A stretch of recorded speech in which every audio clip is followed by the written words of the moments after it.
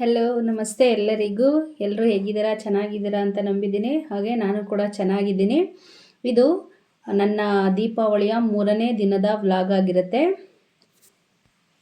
ಎಲ್ಲರ ಮನೆಗಳಲ್ಲಿ ಹಾಗೆ ಎಲ್ಲರ ಮನದಲ್ಲಿ ಈ ದೀಪಾವಳಿಯಂದು ಸುಖ ಸಮೃದ್ಧಿ ಹಾಗೆ ದೀಪದ ಬೆಳಗಿನಂತೆ ಪ್ರತಿಯೊಬ್ಬರ ಮನ ಎಲ್ಲ ಸಹ ಬೆಳಗಲಿ. ಹಾಗೆ ಸಿಹಿಯಂತೆ ಪ್ರತಿಯೊಬ್ಬರ ಬಾಳಲ್ಲೂ ಸಹ ಸಿಹಿ ತುಂಬಿರಲಿ ಅಂತೇಳಿ ಹಾರೈಸ್ತಾ ದೇವರಲ್ಲಿ ಪ್ರಾರ್ಥನೆಯನ್ನು ಮಾಡುತ್ತಾ ಬನ್ನಿ ಒಂದು ನನ್ನ ವ್ಲಾಗನ್ನು ಶುರು ಮಾಡ್ತಾ ಇದ್ದೀನಿ. ಬೆಳಗ್ಗೆ ಸ್ನಾನ ಪೂಜೆ ಎಲ್ಲ ಆದ ನಂತರ ಅರ್ಜೆಂಟಾಗಿ ಟಿಫನ್ಗೆ ಏನು ಮಾಡ್ಬೋದು ಅಂತ ಹೇಳಿದ್ರೆ ನಮ್ಗೆ ಹೆಲ್ದಿ ಆದಂಥ ಆಪ್ಷನ್ ಸಿಗ್ತಕ್ಕಂಥದ್ದೇ ಈ ಒಂದು ಅವಲಕ್ಕಿ ಉಪ್ಪಿಟ್ಟು. ಎಲ್ಲರೂ ಇಷ್ಟಪಟ್ಟು ತಿನ್ನೋದ್ರಿಂದ ಮೊದಲಿಗೆ ಇದನ್ನು ರೆಡಿ ಮಾಡಿ ಕೊಟ್ಟು ಅದಾದ ನಂತರ ನಾನು ಅಡುಗೆಯನ್ನು ಮಾಡೋದಕ್ಕೆ ಶುರು ಮಾಡಿದೆ. ಅಡುಗೆನೂ ಅಷ್ಟೇ ತುಂಬ ಲೈಟಾಗೆ ಮಾಡ್ಕೊಂಡಿದ್ವಿ. ನಾನು ಯಾವ ರೀತಿಯಾಗಿ ಅಡುಗೆಗಳನ್ನು ಮಾಡ್ಕೊಂಡಿದ್ದೆ ಹಾಗೆ ಯಾವ ರೀತಿ ಇವತ್ತಿನ ದಿನವನ್ನು ನಾವು ಸೆಲೆಬ್ರೇಟ್ ಮಾಡಿದ್ವಿ ಅನ್ನೋದನ್ನು ನಿಮ್ಮ ಜೊತೆ ನಾನು ಇವಾಗ ಶೇರ್ ಮಾಡ್ಕೊಳ್ತೀನಿ. ಬನ್ನಿ ನೋಡೋಣ. ಮೊದಲಿಗೆ ಇಲ್ಲಿ ನಾನು ಮಾರ್ನಿಂಗೇ ಕೋಸಂಬರಿಯನ್ನು ಮಾಡ್ಕೊಳ್ಳೋಣ ಅಂತ ಹೇಳ್ಬಿಟ್ಟು ಹೆಸರುಬೇಳೆ ಮತ್ತು ಕಡಲೆಬೇಳೆ ಎರಡನ್ನೂ ಸಹ ನೆನೆಯೋದಕ್ಕೆ ಇಟ್ಕೊಂಡಿದ್ದೆ. ಹಾಗೆಯೇ ಅದ್ರ ಜೊತೆನೇ ಒಂದು ಬೌಲಷ್ಟು ಸಬ್ಬಕ್ಕಿಯನ್ನು ಸಹ ನೆನೆಸ್ಕೊಂಡಿದ್ದೆ. ಹೆಸರುಬೇಳೆಯಿಂದ ಕೋಸಂಬರಿ ಮತ್ತು ಸಬ್ಬಕ್ಕಿ ಪಾಯಸವನ್ನು ಮಾಡೋಣ ಅಂತ. ಹಾಗೆಯೇ ಇಲ್ಲಿ ಸಾಂಬಾರಿಗೆ ಅಂತೇಳಿ ಬೇಳೆಕಾಳು ಸಾಂಬಾರು ಮಾಡೋಣ ಅಂಥೇಳಿ ತೊಗರಿಬೇಳೆ ಮತ್ತು ಮಸೂರು ದಾಲ್ ಎರಡನ್ನೂ ಸಹ ಚೆನ್ನಾಗಿ ತೊಳೆದು ಮೊದಲಿಗೆ ಬೇಳೆಯನ್ನು ಬೇಯೋದಕ್ಕೆ ಇಡ್ತಾ ಇದ್ದೀನಿ. ಹಾಗೆ ಇನ್ನೊಂದು ಕಡೆ ಪಾಯಸಕ್ಕೆ ಅಂತಲೂ ಸಹ ಇಡ್ತಾ ಇದ್ದೀನಿ. ಇದಾದ ನಂತರ ತರಕಾರಿಗಳನ್ನು ಸಹ ಕಟ್ ಮಾಡ್ಕೊಳ್ಳೋದಕ್ಕೆ ಅಂತೇಳಿ ಫ್ರಿಜ್ಜಿಂದ ತೆಗೆದಿಟ್ಕೊಂಡಿದ್ದೀನಿ. ಇವಾಗ ಇದೆಲ್ಲ ಚೆನ್ನಾಗಿ ಕುದಿ ಬಂದಾದ ನಂತರ ನಾನಿಲ್ಲಿ ಸಬ್ಬಕ್ಕಿಯನ್ನು ಸಹ ಸೇರಿಸ್ಕೊಳ್ತಾ ಇದ್ದೀನಿ. ಕೆಲವರು ಸಬ್ಬಕ್ಕಿ ಪಾಯಸ ಮಾಡುವಂಥ ಸಂದರ್ಭದಲ್ಲಿ ಸಬ್ಬಕ್ಕಿಯನ್ನು ಹಾಲಿನಲ್ಲೇ ಬೇಯಿಸ್ಕೊಳ್ತಾರೆ, ಅಥವಾ ಒಂದು ಟೈಪಲ್ಲಿ ಹಾಲಲ್ಲಿ ಬೇಯಿಸಿ ಮಾಡ್ತಾರೆ ನೆನೆಸಿ, ಇನ್ನೊಂದು ಟೈಪಲ್ಲಿ ಹುರಿದ್ಬಿಟ್ಟು ಮಾಡ್ತಾರೆ. ಆದರೆ ಹುರಿದು ಮಾಡೋದ್ರಿಂದ ಬೇಗ ಪಾಯಸ ಆಗಲ್ಲ. ಹಾಗಾಗಿ ನಾನು ನೆನೆಸೇ ಮಾಡ್ತೀನಿ. ಮತ್ತು ಹಾಲಲ್ಲೂ ಸಹ ಕೆಲವರು ಕುದಿಸ್ತಾರೆ, ಆದರೆ ಹಾಲಲ್ಲಿ ಕುದಿಸೋದ್ರಿಂದ ಅದು ನೀಟಾಗಿ ಬೇಯಲ್ಲ ಅಂಥೇಳಿ ನಾನು ಈ ರೀತಿಯಾಗಿ ಮಾಡ್ಕೊಳ್ತೀನಿ. ಇಲ್ಲಿ ಬೇಳೆನೂ ಸಹ ಬೆಂದು ವಿಸಲ್ ಬಂದಿತ್ತು, ಹಾಗೆ ಸಬ್ಬಕ್ಕಿನೂ ಸಹ ಚೆನ್ನಾಗಿ ಬೆಂದಿತ್ತು. ಸಬ್ಬಕ್ಕಿ ಎಲ್ಲ ಚೆನ್ನಾಗಿ ಬೆಂದಾದ ನಂತರ ನಾನು ಇದಕ್ಕೆ ಹಾಲನ್ನು ಸೇರಿಸಿ ನಂತರ ಸ್ವಲ್ಪ ಹೊತ್ತು ಕುದಿಸ್ತೀನಿ. ಹಾಲನ್ನು ಸೇರಿಸಿ ನಂತರ ಕುದಿಸೋದ್ರಿಂದ ಅದು ಥಿಕ್ನೆಸ್ ಬರುತ್ತೆ, ಡೈರೆಕ್ಟ್ ಏನು ತೆಗೆಯಲ್ಲ. ಸ್ವಲ್ಪ ಹೊತ್ತು ಹಾಲಲ್ಲೂ ಸಹ ಕುದಿಯುತ್ತೆ. ಫಸ್ಟು ನೀರಲ್ಲಿ ಬೇಯಿಸಿ ಮೊದಲೇ ನೆನೆಸಿರ್ತೀವಲ್ಲ, ಹಾಗಾಗಿ ನೀರಲ್ಲಿ ಕುದಿಸುವಾಗಲೇ ಅದು ಚೆನ್ನಾಗಿ ಬೆಂದೋಗಿರುತ್ತೆ. ಹಾಲನ್ನು ಸ್ವಲ್ಪ ಹೊತ್ತು ಕಾಯಿಸಿ ನಂತರ ಶುಗರನ್ನು ಹಾಕ್ತಕ್ಕಂಥದ್ದು. ಇಲ್ಲಿ ನಾನು ಕಸ್ಟರ್ಡ್ ಪೌಡರನ್ನು ಸಹ ಯೂಸ್ ಮಾಡ್ತಾಯಿದ್ದೀನಿ. ಕಸ್ಟರ್ಡ್ ಪೌಡರನ್ನು ಯೂಸ್ ಮಾಡೋದ್ರಿಂದ ಥಿಕ್ನೆಸ್ ಕೂಡ ಬರುತ್ತೆ, ಹಾಗೆ ಫ್ಲೇವರ್ ಕೂಡ ಚೆನ್ನಾಗಿರುತ್ತೆ ಅಂತ ನಾನು ಮಿಲ್ಕಲ್ಲಿ ಯಾವುದೇ ರೀತಿಯಾದಂತಹ ಪಾಯಸಗಳನ್ನು ಮಾಡಿದ್ರೂ ಸಹ ಜಾಸ್ತಿ ಕಸ್ಟರ್ಡ್ ಪೌಡರನ್ನು ಯೂಸ್ ಮಾಡ್ಕೊಳ್ತೀನಿ. ಟೇಸ್ಟು ತುಂಬ ಚೆನ್ನಾಗಿರುತ್ತೆ ಅಂಥೇಳಿ. ಹಾಗೆ ಪಾಯಸಕ್ಕೆ ಥಿಕ್ನೆಸ್ ಬರುತ್ತೆ ಅಂತಲೂ ಸಹ ಕೆಲವೊಬ್ಬರು ಕ್ರೀಮಿ ಮಿಲ್ಕನ್ನು ಸಹ ಸೇರಿಸ್ಕೊಳ್ತಾರೆ. ಅದಿಲ್ಲ ಅಂತ ಹೇಳಿದ್ರೆ ನಮಗೆ ಅರ್ಜೆಂಟಾಗಿ ಇದನ್ನು ಸೇರಿಸ್ಕೋಬೋದು. ಇವಾಗ ಕಸ್ಟರ್ಡ್ ಪೌಡರನ್ನು ಸೇರಿಸ್ಕೊಂಡಾದ ನಂತರ ಎಷ್ಟು ಥಿಕ್ನೆಸ್ ಬೇಕಿತ್ತು, ಹೇಗೆ ಬೇಕಿತ್ತು ಅಂಥೇಳಿ ನೋಡಿ ಕನ್ಸಿಸ್ಟೆನ್ಸಿಯನ್ನು ಚೆಕ್ ಮಾಡಿಕೊಂಡು ನಾನಿಲ್ಲಿ ನೀರನ್ನು ಸಹ ಸೇರಿಸ್ಕೊಳ್ತಾ ಇದ್ದೀನಿ. ಎಲ್ಲವನ್ನು ಸೇರಿಸಿ ಒಂದು 5 ನಿಮಿಷಗಳ ಕಾಲ ಆದ್ರೂ ಸಹ ಇದನ್ನು ಕುದಿಸ್ಬೇಕು. ಈಗಲೇ ಶುಗರನ್ನು ಸಹ ಸೇರಿಸ್ತಾ ಇದ್ದೀನಿ. ಈ ರೀತಿಯಾಗಿ ಮಾಡೋದ್ರಿಂದ ಪಾಯಸ ಆರೋದ ನಂತರನೂ ಜಾಸ್ತಿ ತಿಕ್ಕಾಗಿ ಆಗೋದಿಲ್ಲ, ಚೆನ್ನಾಗೇ ಇರುತ್ತೆ. ಸ್ವೀಟ್ಗೆ ಎಷ್ಟು ಬೇಕಾಗುತ್ತೋ ಅಷ್ಟು ನೀವು ಶುಗರನ್ನು ಸೇರಿಸ್ಕೊಳ್ಳಿ ನಿಮ್ಮ ಟೇಸ್ಟ್ಗೆ. ಇದಾದ ನಂತರ ಅದನ್ನು ಕುದಿಯೋದಕ್ಕೆ ಬಿಟ್ಟಿದ್ದೀನಿ. ಮತ್ತು ಕುದೀತಾ ಇರೋ ಅಂಥ ಸಂದರ್ಭದಲ್ಲಿ ಸ್ವಲ್ಪ ತಿರುಗಿಸ್ಕೊಳ್ತಾ ಇರಬೇಕಾಗುತ್ತೆ, ಇಲ್ಲಾಂದರೆ ತಳ ಹತ್ತೋ ಚಾನ್ಸಸ್ ಕೂಡ ಇರುತ್ತೆ. ಸಬ್ಬಕ್ಕಿ ತುಂಬ ಕೆಳಗಡೆ ಹೋಗಿ ಕೂರ್ತಾ ಇರುತ್ತೆ, ಹಾಗಾಗಿ ಸ್ವಲ್ಪ ಚೆಕ್ ಮಾಡ್ಕೊಳ್ತಾ ಇರಬೇಕು. ಬಿಟ್ಟರೆ ಪಾಯಸ ಹಾಳಾಗುತ್ತೆ, ಸ್ಮೆಲ್ಲೇ ಚೇಂಜ್ ಆಗಿಬಿಡುತ್ತೆ. ಇದಾದ ನಂತರ ಇಲ್ಲಿ ಬೇಳೆನೂ ಸಹ ಬೆಂದಿತ್ತು. ಇವಾಗ ತರಕಾರಿಗಳನ್ನೆಲ್ಲ ಕಟ್ ಮಾಡಿ ಇಟ್ಕೊಂಡಿದ್ದೆ. ಯಾವಾಗಲೂ ಅಷ್ಟೇ ನಾನು ಯಾವುದೇ ಒಂದು ಸಾಂಬಾರು ಮಾಡಬೇಕಾದ್ರೂ ಕಾಳುಗಳನ್ನು ಫಸ್ಟು ಬೇಯಿಸ್ಕೊಳ್ತೀನಿ. ಕಾಳು ಫಸ್ಟು ಚೆನ್ನಾಗಿ ಬೆಂದಿದೆ ಅಂತ ಹೇಳಿದ್ರೆ ಸಾಂಬಾರು ಟೇಸ್ಟಾಗಿ ಬರುತ್ತೆ. ಹಾಗಾಗಿ ಫಸ್ಟ್ ಇಲ್ಲಿ ನಾನು ಬೇಳೆಯನ್ನು ಬೇಯಿಸ್ಕೊಂಡಿದ್ದೀನಿ. ಅದಾದ ನಂತರ ಕಟ್ ಮಾಡಿ ಇಟ್ಕೊಂಡಿದ್ದಂತಹ ಎಲ್ಲ ತರಕಾರಿಗಳನ್ನು ನಾನು ಸೇರಿಸ್ಕೊಳ್ತಾ ಇದ್ದೀನಿ.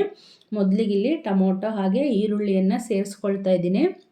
ಹಾಗೆಯೇ ಕ್ಯಾರೆಟನ್ನು ತಗೊಂಡಿದ್ದೆ, ನವಲಕೋಸನ್ನು ತಗೊಂಡಿದ್ದೆ, ಬೀನ್ಸು ಮತ್ತು ಹಿತ್ತಲೆ ಅವರೆಕಾಯಿ, ಹಾಗೆ ಒಂದು ಗುಂಡು ಬದನೆಕಾಯಿ ಹಾಗೆ ಒಂದು ಆಲೂಗೆಡ್ಡೆಯನ್ನು ಸೇರಿಸ್ಕೊಂಡಿದ್ದೀನಿ. ಯಾವ್ಯಾವ ರೀತಿ ತರಕಾರಿಗಳಿರುತ್ತೋ ನಿಮ್ಮ ಟೇಸ್ಟಿಗೆ ತಕ್ಕಂಗೆ ನೀವು ತರಕಾರಿಗಳನ್ನು ಸೇರಿಸ್ಕೋಬೋದು. ಎಲ್ಲವನ್ನು ಸೇರಿಸಾದ ನಂತರ ಈಗ ಒಂದು ಒಳ್ಳೆ ಮಿಕ್ಸನ್ನು ಕೊಡ್ತಾ ಇದ್ದೀನಿ. ಹಾಗೆಯೇ ಹುಳಿಗೆ ನೀವು ಹುಣಸೆ ಹಣ್ಣನ್ನು ಯೂಸ್ ಮಾಡಿಲ್ಲ ಅಂತ ಹೇಳಿದ್ರೆ ಒಂದೆರಡು ಟೊಮೊಟೊ ಎಕ್ಸ್ಟ್ರಾ ಹಾಕೋಬೋದು. ಇಲ್ಲಿ ನಾನು ಹುಣಸೆ ಹಣ್ಣನ್ನು ಯೂಸ್ ಮಾಡೋದ್ರಿಂದ ಒಂದೆರಡು ಟೊಮೊಟೊವನ್ನು ಸೇರಿಸ್ಕೊಳ್ತೀನಿ. ಹಾಗೆ ಸ್ವಲ್ಪ ಹುಣಸೆ ಹಣ್ಣಿನ ರಸವನ್ನು ಸಹ ಸೇರಿಸ್ಕೊಳ್ತೀನಿ. ನಮಗೆ ಈ ಥರ ಟೇಸ್ಟ್ ಇಷ್ಟ ಆಗುತ್ತೆ. ಆದ್ದರಿಂದ ಈಗ ಎಲ್ಲವನ್ನು ಸೇರಿಸಾದ ನಂತರ ರುಚಿಗೆ ತಕ್ಕಷ್ಟು ಉಪ್ಪು ಹಾಗೆ ಒಂದೆರಡು ಸ್ಪೂನಷ್ಟು ಖಾರದ ಪೌಡ್ರನ್ನ ಹಾಕಿ ಮತ್ತೆ ಒಂದೆರಡು ವಿಸಲ್ ಬೇಯಿಸ್ಕೊಂಡ್ರೆ ಸಾಂಬಾರು ರೆಡಿ ಆಗುತ್ತೆ. ಈಗ ಇದು ಸಾಂಬಾರು ರೆಡಿ ಆಗುವಷ್ಟರಲ್ಲಿ ಬೀಟ್ರೋಟನ್ನು ಬೇಯೋದಕ್ಕೆ ಇಟ್ಟಿದ್ದೆ. ಕಟ್ ಮಾಡಿ ಸ್ವಲ್ಪ ಉಪ್ಪು ಹಾಕಿ ಬೇಯಿಸ್ಕೊಂಡ್ರೆ ಆಯಿತು. ಅದು ಬೆಂದಿತ್ತು. ಅದನ್ನು ಸಹ ಪಲ್ಯಕ್ಕೆ ರೆಡಿ ಮಾಡಿಕೊಂಡು ನಂತರ ಕೋಸಂಬರಿಗೂ ಸಹ ನಾನಿಲ್ಲಿ ರೆಡಿ ಮಾಡ್ಕೊಳ್ತಾ ಇದ್ದೀನಿ. ನಾನು ಕೋಸಂಬರಿ ರೆಡಿ ಮಾಡ್ಕೊಳ್ಳೋ ಅಂಥದ್ದನ್ನ ಸುಮಾರು ವೀಡಿಯೋದಲ್ಲಿ ತೋರಿಸಿದ್ದೀನಿ. ಹೀಗೆ ಹೆಚ್ಚಿಟ್ಕೊಂಡಿದ್ದಂತಹ ಎಲ್ಲ ತರಕಾರಿಗಳನ್ನು ಸಹ ಹಾಕಿ ಹಾಗೆ ನೆನೆಸಿದಂತಹ ಕಾಳುಗಳನ್ನು ಸಹ ಸೇರಿಸ್ಕೊಂಡು ಅದಕ್ಕೆ ಸ್ವಲ್ಪ ರುಚಿಗೆ ತಕ್ಕಷ್ಟು ಉಪ್ಪು ಮತ್ತು ಒಂದು ಸ್ವಲ್ಪ ಮೆಣಸಿನ ಪೌಡ್ರು, ನಿಂಬೆ ಹುಳಿ ಇಷ್ಟನ್ನು ಹಾಕ್ಕೊಂಡು ಇದನ್ನು ಸಹ ರೆಡಿ ಮಾಡ್ಕೊಂಡಿದ್ದಾಯಿತು. ಅಷ್ಟರಲ್ಲಿ ಅನ್ನ ಕೂಡ ರೆಡಿ ಆಯ್ತು. ಇವಾಗ ಇದಾದ ನಂತರ ಪಾಯಸ ಮತ್ತು ಸಾಂಬಾರು ಎರಡೂ ರೆಡಿಯಾಗಿತ್ತಲ್ಲ, ಎರಡಕ್ಕೂ ಸಹ ಒಗ್ಗರಣೆಯನ್ನು ಸೇರಿಸೋಣ ಅಂಥೇಳಿ ಮೊದಲಿಗೆ ಇಲ್ಲಿ ತುಪ್ಪ ಮತ್ತು ದ್ರಾಕ್ಷಿ ಗೋಡಂಬಿಯನ್ನು ಹಾಕಿ ಪಾಯಸಕ್ಕೆ ಒಗ್ಗರಣೆಯನ್ನು ರೆಡಿ ಮಾಡ್ಕೊಂಡು ಸೇರಿಸ್ಕೊಂಡೆ. ಅದಾದ ನಂತರ ಮೆಣಸಿ ಹಣ್ಣು ಮತ್ತು ಕರಿಬೇವಿನ ಸೊಪ್ಪನ್ನು ಹಾಕ್ಕೊಂಡು ಸಾಂಬಾರಿಗೂ ಸಹ ಇಲ್ಲಿ ನಾನು ಒಗ್ಗರಣೆಯನ್ನು ಸೇರಿಸ್ಕೊಂಡೆ. ಇದಾದ ನಂತರ ನಾನಿಲ್ಲಿ ಬೀಟ್ರೋಟನ್ನು ಬೇಯಿಸಿ ಇಟ್ಕೊಂಡಿದ್ದೆ ಅಲ್ಲ, ಅದನ್ನು ಸಹ ಒಗ್ಗರಣೆಯನ್ನು ಮಾಡಿಕೊಂಡು ಪಲ್ಯವನ್ನು ಸಹ ನಾನು ರೆಡಿ ಮಾಡಿ ಇಟ್ಕೊಳ್ತೀನಿ. ಇದೆಲ್ಲ ಆದ ನಂತರ ನಾನು ದೇವರಿಗೆ ನೈವೇದ್ಯಕ್ಕೆ ಇಡ್ತೀನಿ.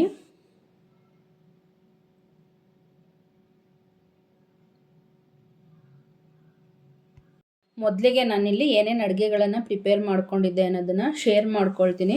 ಜಾಸ್ತಿ ಅಡುಗೆಗಳೇನು ಮಾಡ್ಕೊಂಡಿಲ್ಲ. ಹಬ್ಬ ಅಂತೇಳಿ ಆಲ್ರೆಡಿ ಜಾಸ್ತಿ ಸ್ವೀಟ್ ಬಾಕ್ಸ್ಗಳೆಲ್ಲ ಬಂದಿರುತ್ತೆ, ತಿಂದಿರ್ತೀವಿ. ಅದ್ರ ಜೊತೆ ಇದನ್ನು ಸಹ ಜಾಸ್ತಿ ಅಡುಗೆಗಳನ್ನೆಲ್ಲ ಮಾಡಿದ್ರೆ ತಿನ್ನೋದಕ್ಕಾಗಲ್ಲ ಅಂಥೇಳಿ ದೇವ್ರ ನೈವೇದ್ಯಕ್ಕೆ ಏನಾದರೂ ಒಂದು ಸ್ವೀಟ್ ಇರಲಿ ಅಂಥೇಳಿ ಹಾಗೆಯೇ ಜೊತೆಗೆ ಸ್ವಲ್ಪ ಅನ್ನ ಸಾಂಬಾರು ಹಾಗೆ ಪಲ್ಯ ಅಂಥೇಳಿ ಅಷ್ಟೇ ಮಾಡ್ಕೊಂಡಿದ್ದು. ಯಾಕಂದರೆ ಜಾಸ್ತಿ ಅಡುಗೆಗಳನ್ನೆಲ್ಲ ಮಾಡಿ ಅದನ್ನು ಬಿಸಾಡೋದು ಅಥವಾ ಫ್ರಿಜ್ಜಲ್ಲಿ ಎತ್ತಿಕ್ಕೋ ಬದಲು ಬೇಕಾದಾಗ ಒಂದು ಮಾಡ್ಕೊಂಡು ತಿಂದರೆ ಆಗುತ್ತೆ ಅಂಥೇಳಿ ಕಡಿಮೆನೇ ಮಾಡ್ಕೊಳ್ತಕ್ಕಂಥದ್ದು. ಇದು ಬೀಟ್ರೋಟನ್ನು ಸೋಚಿಟ್ಕೊಂಡಿದ್ನಲ್ಲ ಆ ಒಂದು ನೀರು, ಇದನ್ನು ಸಹ ನಾನು ಸ್ಟೋರ್ ಮಾಡಿ ಇಟ್ಕೊಳ್ತೀನಿ. ಬೇಕಂತ ಹೇಳಿದ್ರೆ ಹಾಗೇ ಕುಡಿಬೋದು. ಇಲ್ಲ ಅಂತೇಳಿದ್ರೆ ಚಪಾತಿಯನ್ನು ಮಾಡುವಂಥ ಸಂದರ್ಭದಲ್ಲೂ ಸಹ ನಾವು ಅದನ್ನು ಸೇರಿಸ್ಕೋಬೋದು. ಯಾವುದಕ್ಕಾದರೂ ಸಹ ಯೂಸ್ ಮಾಡ್ಕೋಬೋದಂತ. ಅಡುಗೆ ಎಲ್ಲ ರೆಡಿ ಆದ ನಂತರ ನಾನಿಲ್ಲಿ ಹೂಗಳಿತ್ತು, ಇದನ್ನು ಬಿಡಿಸಿ ಇಟ್ಕೊಳ್ತಾ ಇದ್ದೀನಿ. ದೀಪದ ರಂಗೋಲಿಯನ್ನು ಬಿಟ್ಟು ಅದಕ್ಕೆ ಅಲಂಕಾರ ಮಾಡೋದಕ್ಕೆ ಅಂತ ಬಿಡಿ ಹೂಗಳು ಬೇಕಿತ್ತಲ್ಲ, ಸೊ ಹಾಗಾಗಿ ಅದನ್ನು ನಾನು ಅಲಂಕಾರಕ್ಕೆ ರೆಡಿ ಮಾಡಿ ಇಟ್ಕೊಳ್ತೀನಿ. ಇವಾಗ ಪೂಜೆಯನ್ನು ಸಹ ಮಾಡ್ಕೊಳ್ತೀನಿ.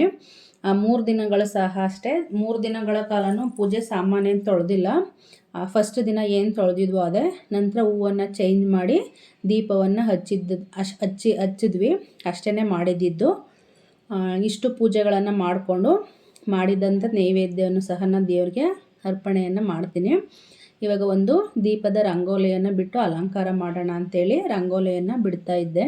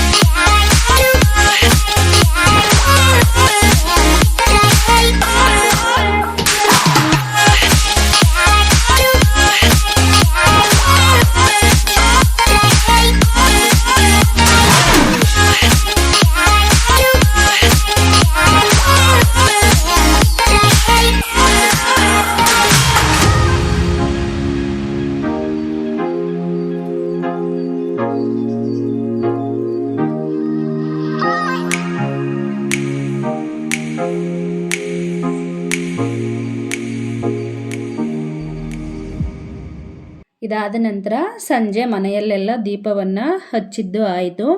ಎಲ್ಲ ಕಡೆಗಳಲ್ಲೂ ಸಹ ಹೊರಗಡೆ ತುಳಸಿ ಕಟ್ಟೆ ಹತ್ರ, ಹಾಗೆ ಅಡುಗೆ ಮನೆಯಲ್ಲಿ, ದೇವರ ಮುಂದೆ, ಹಾಗೆ ಸ್ವಲ್ಪ ಡೆಕೋರೇಷನಾಗಿ ಚೆನ್ನಾಗಿರಲಿ, ಒಂದು ಹಬ್ಬದ ಫೀಲಿಂಗ್ ಬರಲಿ ಅಂತೇಳಿ ರಂಗೋಲಿಯನ್ನು ಬಿಟ್ಟು ಅದಕ್ಕೆ ಹೂವಿನ ಡೆಕೋರೇಷನ್ ಸಹ ಮಾಡಿ ಅದಕ್ಕೂ ಸಹ ದೀಪ ಹಚ್ಚಿದ್ದಂಥದ್ದಾಯಿತು. ಆದರೆ ಈ ಟೈಮ್ ತುಂಬ ಮಳೆ ಇರೋದ್ರಿಂದ ಹೊರಗಡೆನೇ ಹೋಗೋಕ್ಕಾಗ್ತಾ ಇರಲಿಲ್ಲ. ಹಾಗೆ ಹೆಚ್ಚೆಚ್ಚು ಪಟಾಕಿಗಳನ್ನು ಸಹ ಹಚ್ಚೋದಕ್ಕೆ ಆಗಲಿಲ್ಲ. ಜಸ್ಟ್ ಎಷ್ಟಾಯಿತೋ ಅಷ್ಟೇ, ಒಳಗಡೆನೇ ನಾವು ಎಷ್ಟು ಪಟಾಕಿಗಳನ್ನು ಅಂದರೆ ಈ ಸಣ್ಣ ಸಣ್ಣದನ್ನು ಯಾವುದ್ಯಾವ್ದು ಹೊಡಿಬೋದು ಅಷ್ಟೇ ಹೊಡ್ಕೊಂಡು ಮತ್ತು ಊಟವನ್ನು ಮುಗಿಸಿದ್ವಿ. ಅದಕ್ಕೂ ಮೊದಲೇ ಇಲ್ಲಿ ಕಂಪ್ನಿ ಕಡೆಯಿಂದ ಒಂದು ಕುಕ್ಕರ್ ಸಿಕ್ಕಿತ್ತು ಹಸ್ಬೆಂಡ್ಗೆ ಗಿಫ್ಟಾಗಿ. ಅದನ್ನು ಸಹ ಅನ್ಬಾಕ್ಸನ್ನು ಮಾಡೋದನ್ನು ನಾನಿಲ್ಲಿ ತೋರಿಸ್ತೀನಿ. ಮೊದಲಿಗೆ ಜಸ್ಟ್ ದೀಪಗಳನ್ನೆಲ್ಲ ಹಚ್ಚಿದಾದ ನಂತರ ಪ್ರತಿಯೊಂದು ಸ್ಥಳಗಳು ಯಾವ ರೀತಿಯಾಗಿ ಹೊಳಿತಾ ಇದೆ ಅನ್ನೋದನ್ನು ತೋರಿಸ್ತಾ ಇದ್ದೀನಿ. ತುಂಬ ಚೆನ್ನಾಗಿ ಅನಿಸ್ತಿತ್ತು ಮನಸ್ಸಿಗೆ. ಇದಾದ ನಂತರ ಇಲ್ಲಿ ಆ ಒಂದು ಗಿಫ್ಟನ್ನು ನಾನು ಅನ್ಬಾಕ್ಸ್ ಮಾಡ್ತಾಯಿದ್ದೀನಿ. ಈ ಟೈಮ್ಸ್ ಕುಕ್ಕರ್ ಸಿಕ್ಕಿತ್ತು. ಹೆಣ್ಮಕ್ಳಿಗೆ ಸಾಮಾನ್ಯವಾಗಿ ಒಡವೆಗಳು, ಈ ಪಾತ್ರೆಗಳು, ಈ ಸೀರೆ, ಈ ಥರದ್ದು ಏನಾದ್ರೂ ಒಂದಿದೆ ಅಂದರೆ ತುಂಬ ಖುಷಿ ಆಗುತ್ತಲ್ಲ. ಎಷ್ಟೇ ಇದ್ದರೂ ಏನೇ ಇದ್ರೂ ಸಹ. ನನಗೂ ಸಹ ಇದು ನೋಡಿ ಖುಷಿ ಆಯಿತು. ಹಾಗೆ ಒಂದು ಈ 7.5 ಲೀಟರ್ದು ಕುಕ್ಕರ್ ಆಗಿತ್ತಿದು. ಈ ರೀತಿ ಕುಕ್ಕರನ್ನು ತಗೋಬೇಕು ಅನ್ನೋದೊಂದು ಪ್ಲ್ಯಾನಿಂಗ್ ಇತ್ತು. ಏನೋ ಗೊತ್ತಿಲ್ಲ, ದೇವರು ಕೇಳಿಸ್ತು ಅನಿಸುತ್ತೆ. ಹಾಗಾಗಿ ಇದೇ ಗಿಫ್ಟಾಗಿ ಬಂದಿದೆ ಈ ಟೈಮು. ಇದಾದ ನಂತರ ನಾವು ಒಂದು ಪೋಸ್ ಕೂಡ ಫೋಟೋ ಕೂಡ ತಗೊಂಡು ಅದಾದ ನಂತರ ಊಟ ಮಾಡೋದಕ್ಕೆ ಅಂತ ಹೋದ್ವಿ. ಇಲ್ಲಿ ಪಾಯಸ ಮಾಡಿದ್ದೆ ಅಲ್ಲ, ಜಸ್ಟ್ ಅದನ್ನು ಒಂದು ಈ ಸಿರಪನ್ನು ಹಾಕಿ, ರೋಸ್ ಸಿರಪ್ ಬರುತ್ತಲ್ಲ ಅದನ್ನು ಹಾಕಿ ಜಸ್ಟ್ ಡೆಕೋರೇಷನ್ ಮಾಡಿ ಮಕ್ಕಳಿಗೆ ತಿನ್ನೋಕ್ಕೆ ಇಷ್ಟ ಆಗುತ್ತೆ ಅಂಥೇಳಿ ಕೊಡ್ತಾಯಿದ್ದೀನಿ. ಹಾಗೆಯೇ ಟೇಸ್ಟ್ ಹೇಗಿದೆ ಅಂಥೇಳಿ ನನ್ನ ಮಗನಿಗೂ ಸಹ ತಿನ್ನಿಸ್ದೆ. ತಿಂದ್ಬಿಟ್ಟು ಅವ್ನ ರಿಯಾಕ್ಷನ್ ನೋಡಿ ಯಾವ ರೀತಿ ಇದೆ. ಆಹಾ ಸೂಪರಾಗಿದೆ ಅಂತ ಹೇಳ್ತಾ ಇದ್ದ. ಮತ್ತು ಸಪ್ರೇಟ್ ನಾನೇ ತಿಂತೀನಿ ಅಂತೇಳಿ ಹಾಕ್ಸ್ಕೊಂಡು ತಿಂತಾಯಿದ್ದ. ಅದಾದ ನಂತರ ಎಲ್ರಿಗೂ ಸಹ ಊಟವನ್ನು ಬಡಿಸಿ ಎಲ್ಲರೂ ಸಹ ಊಟ ಮಾಡಿ ಅದಾದ ನಂತರ ಒಂದು ಸ್ವಲ್ಪ ಹೊತ್ತು ಹೊರಗಡೆ ಟೈಮನ್ನು ಸ್ಪೆಂಡ್ ಮಾಡಿ, ಹೇಳಿದ್ನಲ್ಲ ಆವಾಗಲೇ ತುಂಬ ಮಳೆ ಬರ್ತಾಯಿತ್ತು ಅಂಥೇಳಿ ಜಾಸ್ತಿ ಪಟಾಕಿಗಳನ್ನು ಹೊಡೆಯೋದಕ್ಕೆ ಆಗಿಲ್ಲ. ಈ ರೀತಿ ಸುರುಸುರು ಬತ್ತಿಗಳು, ಸಣ್ಣ ಸಣ್ಣದು ಕುಂಡಗಳು ಒಳಗಡೆ ಈ ಗ್ರೌಂಡಲ್ಲಿ ನಮ್ಮ ಕೆಳಗಡೆ ಇದ್ದಂಥ ಫ್ಲೋರಲ್ಲಿ ಯಾವ ರೀತಿ ಪಟಾಕಿಗಳನ್ನ ಹಚ್ಬೋದೋ ಅದಷ್ಟೇ ಮಾತ್ರ ನಾವು ಹಚ್ಕೊಂಡು ಇವತ್ತಿನ ಹಬ್ಬವನ್ನು ಈ ರೀತಿಯಾಗಿ ಮುಗಿಸ್ಕೊಂಡು, ಲಾಸ್ಟ್ ಟೈಮ್ ಅಷ್ಟೊಂದು ಸಡಗರ ಸಂಭ್ರಮ ಇರಲಿಲ್ಲ ಅಂತ ನಂಗೆ ಅನ್ನಿಸ್ತು. ಯಾಕಂದರೆ ಮಳೆ ಇದ್ದ ಕಾರಣ ಅಷ್ಟೊಂದು ಯಾರೂ ಹೊರಗಡೆನೇ ಬಂದಿರಲಿಲ್ಲ. ಲಾಸ್ಟ್ ಇಯರು ಒಂದು 10-10:30 ತನಕ ಹೊರಗಡೆ ಪಟಾಕಿ ಹೊಡ್ಕೊಂಡೇ ಇದ್ದಿದ್ರು. ಇನ್ ಕೇಸ್ ಮಲ್ಕೋಬೇಕು ಅಂತ ಹೇಳಿದ್ರು ಅಥವಾ ಟಿ ವಿ ನೋಡ್ತಾ ಇದ್ರೂ ಸಹ ಏನೂ ಕೇಳಿಸ್ತಾನೆ ಇರಲಿಲ್ಲ. ಅವಾಗೆಲ್ಲ ಬೈಕೋತಿದ್ವಿ, ಏನಪ್ಪ ಇಷ್ಟೊಂದು ಪಟಾಕಿಗಳನ್ನ ಹೊಡಿತಾ ಇದ್ದಾರೆ, ಒಳಗಡೆ ಇರೋಕ್ಕೆ ಆಗ್ತಾಯಿಲ್ಲ ಅಂತ. ಬಟ್ ಇವಾಗ ಮಳೆ ಬಂದು ಯಾರೂ ಹೊರಗಡೆನೇ ಬಂದಿಲ್ಲ ಅಂತ ಹೇಳೋದಕ್ಕೆ ಯಾರೂ ಹೊರಗಡೆನೇ ಬಂದಿಲ್ಲ. ತುಂಬ ಮಳೆ ಇರೋದ್ರಿಂದ ಹಬ್ಬದ ಫೀಲೇ ಇಲ್ಲ ಅನ್ನೋ ಥರ ಫೀಲ್ ಆಯ್ತಾಯಿತ್ತು. ಮನುಷ್ಯ ಹಾಗೆ ಅಲ್ವಾ, ಜಾಸ್ತಿ ಮಳೆ ಬಂದರೆ ಏನಿದು ಇಷ್ಟೊಂದು ಮಳೆ ಅಂತಾನೆ, ಅಥವಾ ಮಳೆ ಬಂದಿಲ್ಲ ಅಂತ ಹೇಳಿದ್ರೆ ಮಳೆನೇ ಬಂದಿಲ್ಲ ಅಂತ ಹೇಳ್ತಾನಲ್ಲ, ಆ ಥರ ನನಗೂ ಅದೇ ಥರ ಆ ಒಂದು ಪದ್ಯವನ್ನು ಓದಿದ್ವಿ. ಒಂದು ಪದ್ಯದ ನೆನಪಾಯಿತು. ಹೌದು, ಏನು ಇರುತ್ತೋ ಅದರಲ್ಲಿ ತೃಪ್ತಿ ಅಂತ ಖಂಡಿತವಾಗಿ ನಮಗಿರಲ್ಲ.